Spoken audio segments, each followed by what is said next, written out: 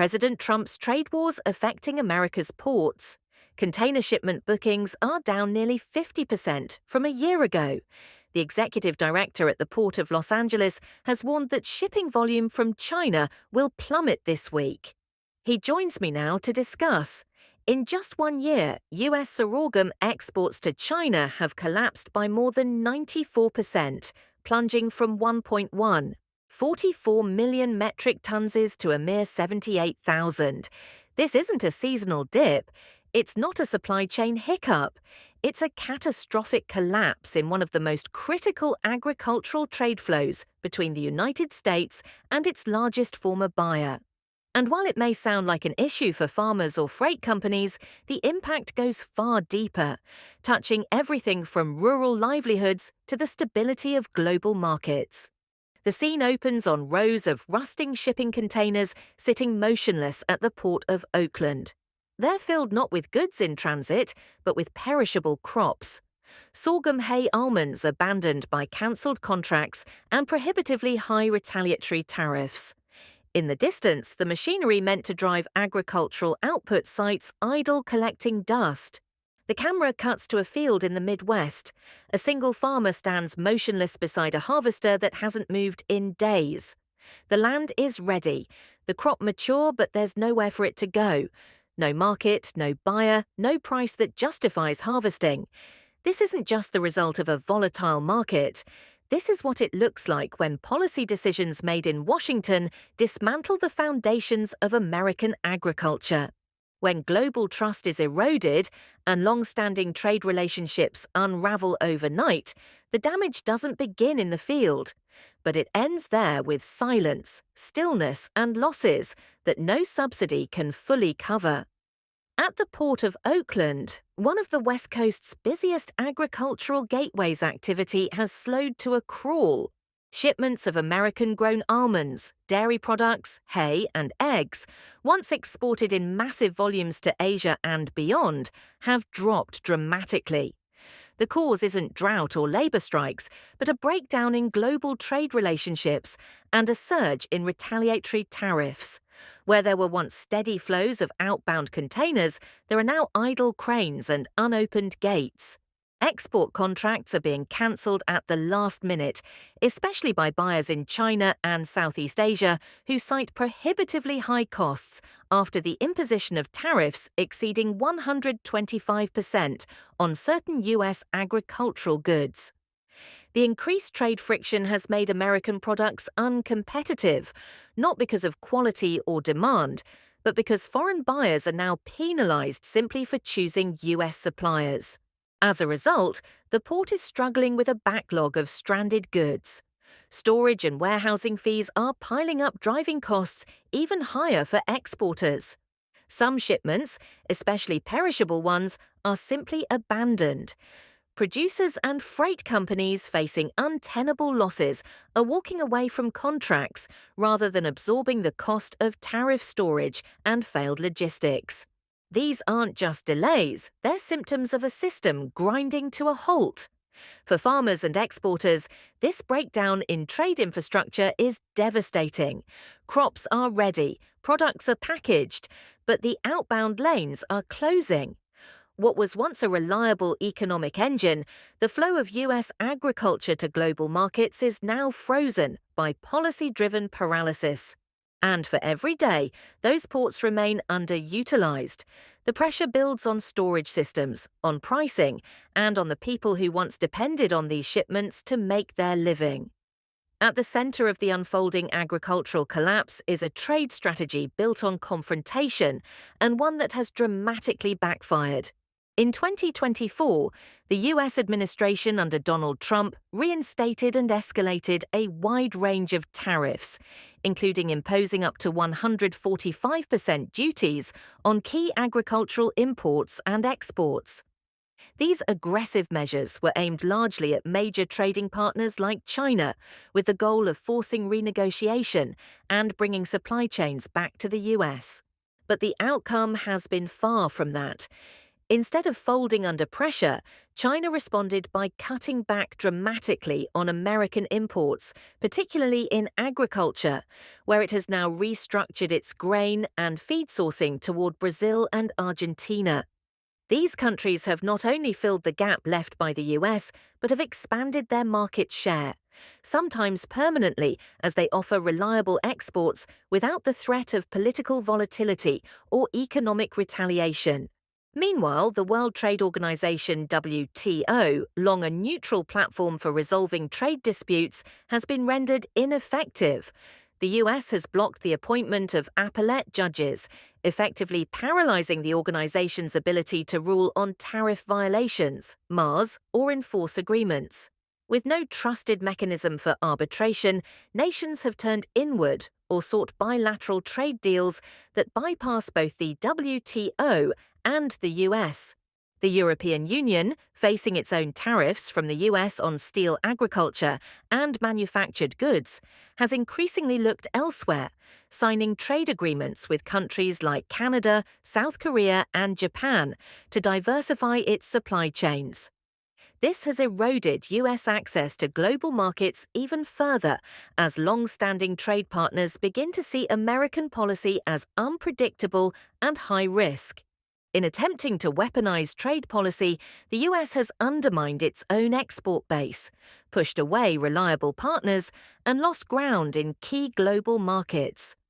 This wasn't just a tactical misstep. It was a strategic error that reshaped the global agricultural map, leaving US farmers excluded from the very markets they once dominated.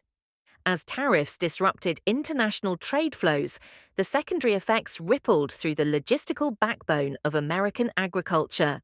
From ocean freight to insurance to container handling, every layer of the supply chain has absorbed shock and passed it along in the form of higher costs and longer delays. Shipping fees have surged as vessels from major exporting countries, especially China, are subject to massive port charges. Under new federal provisions, Chinese cargo ships face port access fees of up to $5 million per vessel, creating a chilling effect on import-export volume and making routine trade routes prohibitively expensive. These measures aimed at asserting control over strategic shipping lanes have instead strangled commercial traffic and raised costs for American exporters who depend on inbound materials and outbound access.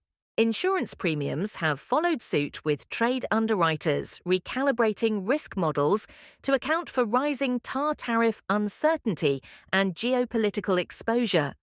Added layers of inspection, customs paperwork, and certification delays have further slowed the movement of goods, especially for perishable or temperature-sensitive exports like dairy meat and fresh produce.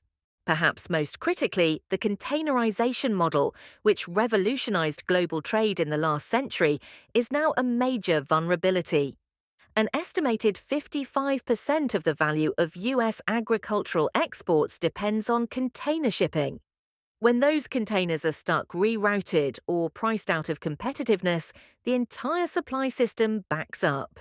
Farmers and exporters are left holding goods that cannot move, while buyers abroad turn to more stable sources. The combined effect is a logistical chokehold. American producers are caught between rising production costs at home and a shrinking ability to reach buyers abroad. What once was an efficient globalized trade infrastructure has become a liability slowed by policy, stranded by tariffs, and cracked under the pressure of economic nationalism. As America's agricultural export system fractures, the pain is not shared equally on the ground. Family farmers and small producers are absorbing the full impact. While large agribusinesses, many with lobbying power, diversified portfolios, and global subsidiaries continue to post profits. Companies like Kalin Foods, with the infrastructure to pivot between markets and hedge against supply shocks, remain profitable even as thousands of farms face insolvency. At the farm level, the situation is grim. Input costs for seeds, fertilizer, fuel, and feed have surged, while selling prices for key crops have fallen due to oversupply and evaporating foreign demand. The math no longer works. Many farmers now face the bleak decision to leave crops in the ground, as harvesting, storing, or transporting them would only deepen their losses. Fields are left untouched, not due to weather or labour shortages, but because the market has stopped making sense. The broader consequence is a sharp decline in overall farm income, even as consumer food prices rise nearly 18% year over year. This contradiction, falling revenue for producers alongside rising costs for consumers, reveals a system out of balance. Middlemen and logistics firms may buffer or pass along costs, but the ends of the supply chain are suffering, the ones who grow the food and the ones who buy it. Behind every foreclosure notice, behind every UNH harvested acre, is a breakdown not just of economic efficiency, but of trust in markets, in institutions, and in the idea that hard work and production are still rewarded. The trade war's domestic legacy isn't just disruption, it's disillusionment. And for many farmers, that's a loss far deeper than any tariff can measure.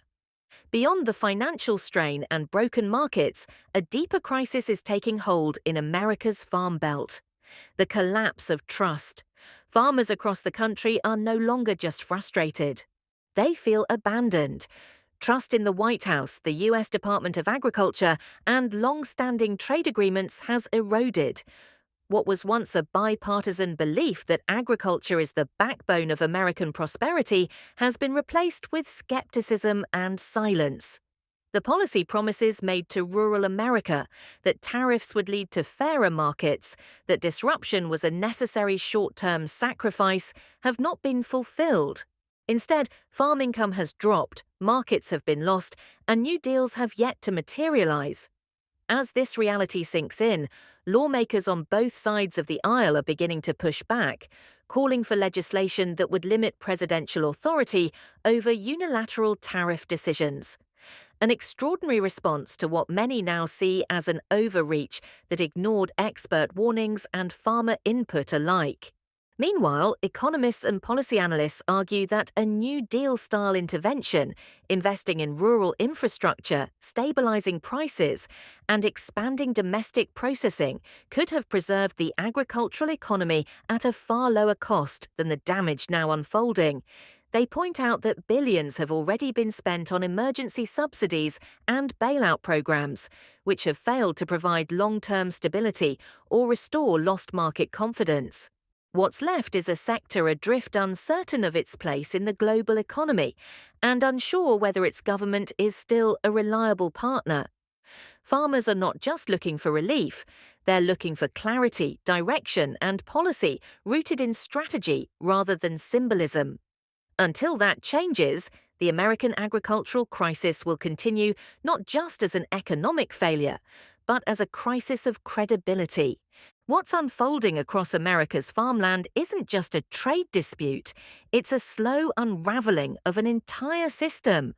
When farmers lose markets, when ports go silent, when trust and leadership collapses, the damage isn't temporary, it's generational. The policies that caused this were not inevitable. And the path forward doesn't have to be passive. Now is the time to demand smarter trade strategies, real investment in rural resilience, and policies that put people, not politics, at the center of our food system. Because if we don't act, we're not just losing crops or contracts, we're losing the foundation of who feeds us and the future that depends on